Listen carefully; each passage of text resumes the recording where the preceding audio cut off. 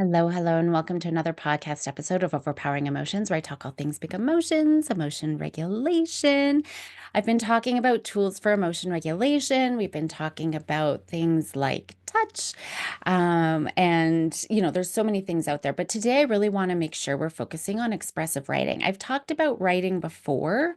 And just like we don't think of touch as a way to communicate, right? We don't necessarily think of writing as an emotional regulation skill, but it is an effective research backed way to help process our thoughts and reduce stress and build resilience.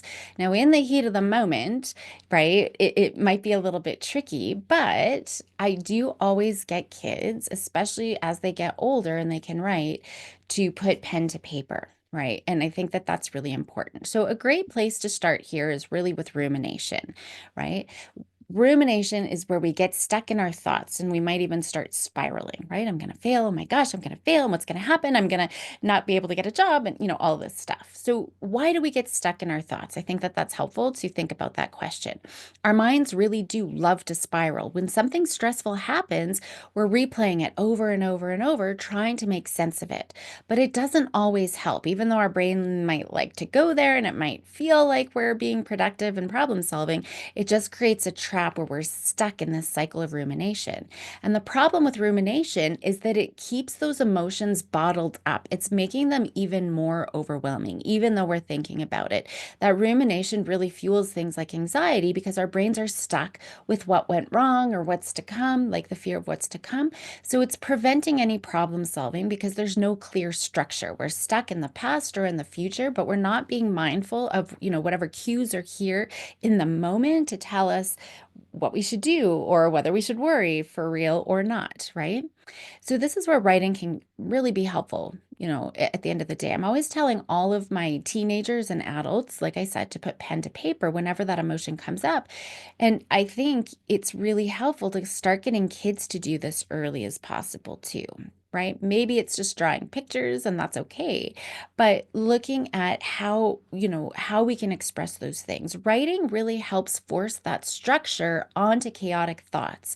When we put words on paper, our brains have to slow down. It has to organize what's happening, right? So that's just a way that we can slow things down. My goal is always to keep the prefrontal cortex online.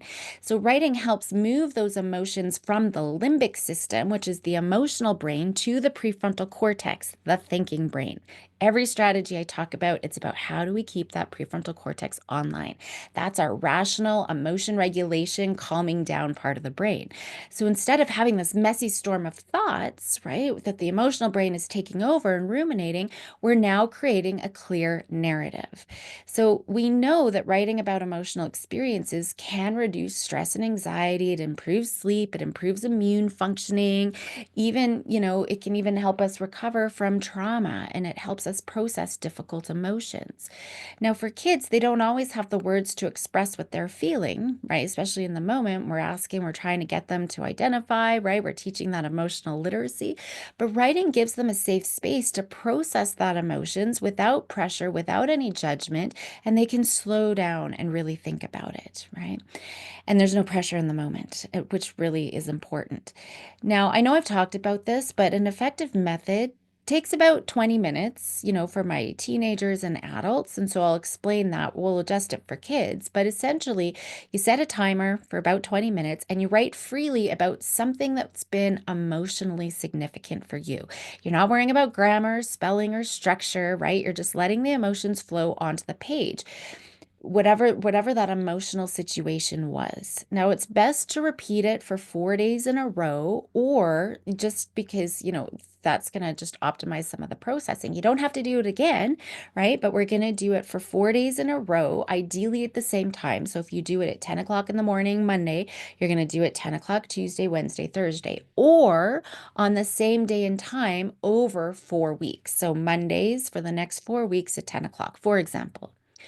So when we look at people who did this for just those 4 days, they do reported significantly lower stress levels, improved mental health.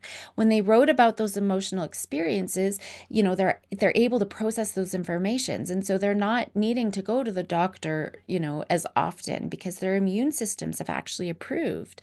We see with trauma, it really helps process trauma and it helps people move forward than staying stuck in distress. And that's what we need to do. We keep our prefrontal cortex so we can, what's next? What's next? We keep moving forward. Right, rather than being stuck. So it's just helping us process any emotions that might otherwise be avoided or ruminated about, right? So it's changing the overwhelming feelings into a structured story. It helps free up mental energy for problem solving. Okay, what's next? Now, what are we going to do? So again, we're going to have to adjust the approach for kids within their capacity. So maybe we're adjusting the time depending on how long kids can actually write, or maybe they're, speech to text, right? Where they can talk about it. It's not quite the same as writing, but what can we do? Maybe we're helping them with the writing, right? Maybe we're giving them a feelings journal where they can write or draw freely, right? But I like the idea of storytelling too. So tell them, write about what happened today as if it's a story. Have a beginning, a middle, and an end, right? We're not going to correct them or judge them or anything. This is sort of their way of storytelling. So that's really important. You can say no one's going to read it, and that's going to include you too, right? Whatever your role is, it's more about them being able to express themselves in a healthy way and let their brain process everything that's going on. But even just, aside from journaling, I'm always getting kids to write pros and cons list of a situation or options to help them with problem solving, right? So I'm always getting people to take whatever problem they have and put it on paper, even before they come to a session with me. Kate, Caroline, I need to talk about X, Y, and Z, or something that I'm struggling with. Okay, put it to paper and bring that in, right? It just helps, that thinking, rational, self-regulation brain keep it online.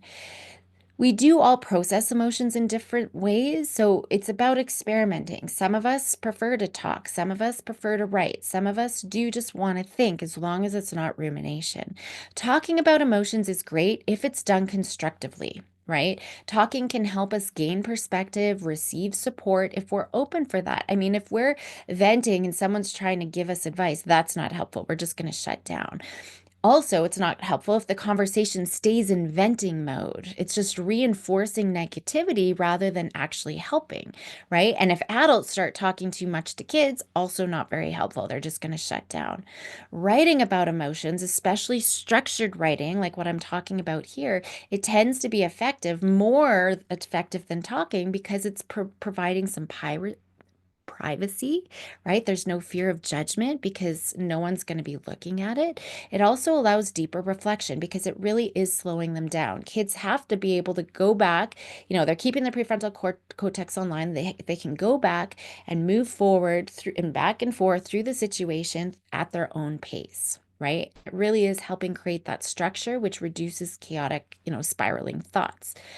Silent rumination, where we're just thinking about it, that's the least effective method, right? Even if we think we're being constructive, it's really easy to go into that rumination because it's keeping emotions trapped rather than releasing them. We end up overanalyzing rather than resolving the situation or the emotions. It just triggers anxiety because the brain isn't processing, it's just looping, looping, looping. So, writing really has way more benefits over thinking and talking, and it doesn't have the downsides of some of those things, the traps that we can fall into, and it's really helping us process the emotions. So I do encourage you first to try this method first for 4 days, right? So and you can see what was helpful, what was not helpful. Set a timer, 15, 20 minutes, write about a past or present emotional experience with no filters, no grammar rules, just write freely, right? And then you can, pass that on and try it with kids. Another great writing activity actually is gratitude journaling. I talk a lot about gratitude on this podcast. So maybe writing 3 things you're grateful for every night. That's shifting the focus away from the stress and it's building resilience. And especially before bedtime, we can go to bed with those grateful feelings, which is important because whatever we're going to bed with, we're carrying through with us through the night. You could do and do that with kids too. And you can talk about, the great gratitude things, especially if you've got younger kids. Other writing things, you could do some letters, right? Write some letters, even if you never send it. I mean, the letter could be to yourself, it could be to your past self, it could be to your future self, but it could be to someone else as well. It also just helps process emotions and maybe gain closure if there is something that's just sort of brewing somewhere. One of my favorite things to do, which I know I have talked about in the past, is starting a parent-child communication journal where you're passing it back and forth. And I really love this because, we're avoiding anything that's unhelpful in the heat of the moment when kids are upset. We're getting out of that talking trap, right? So any of those unhelpful responses, we're getting them out of the way. So they're writing what's going on with them, right? And instead of lashing out or saying that you're the worst, they can say, I'm really frustrated by the situation and I'm really mad at you, or whatever it is, right? Or they're talking about something else that happened earlier in the day that had nothing to do with you, whatever that is. That can be really helpful. And now you're responding in a helpful way, right? Later on, you're calm. They're reading it when they're calm. They're able to process whatever your message is. So it's way better than talking in the moment. In the moment, just don't talk at all, right? But now you can go back and maybe write something like in the communication journal just to see what's up. Hey, I noticed this. What's up? What's going on? How can we work together to make things better, right? And you can also encourage storytelling as a way to express their emotions here too. Now, with the journal, though, I always say there's no expectations. You can put questions, you can put thoughts, you can, say that you want them to express themselves, but we can't force them. It's there as an option, and we are going to be consistent, right? Even if they are not passing it back, we are going to be consistent in just our own, like checking in with them and just knowing that this is a safe space. But we're not going to be calling out anything later on. What's written in the book, we're not going to talk about, and we're not going to, force them to, participate in that as well. So this week's challenge, do try that 15 to 20-minute writing exercise yourself. Reflect on something emotional. Notice how you feel afterward. And then I encourage you, if you find that helpful, how can you adapt that for kids to do as well? In the classroom, you could do a class-wide sort of thing where they're looking at this. You could introduce a feelings journal to kids, no pressure, no rules, just a safe space to write. Encourage kids to rewrite those tough moments. That could be another thing too, right? How can we change the ending, right? What happened? But this time, change the ending to something different, right? And how does that feel? If you do try it, I'd love to hear how it went. You can also look at the gratitude pieces. So just try something and see how it goes. I will leave it there for today. Thank you for joining me today. If you found the episode helpful, please share it with someone, rate me on Apple Podcasts so I can keep going and supporting kiddos who need to be brave and courageous and bold. And until next time, have a great day. Help those kiddos be bold and courageous.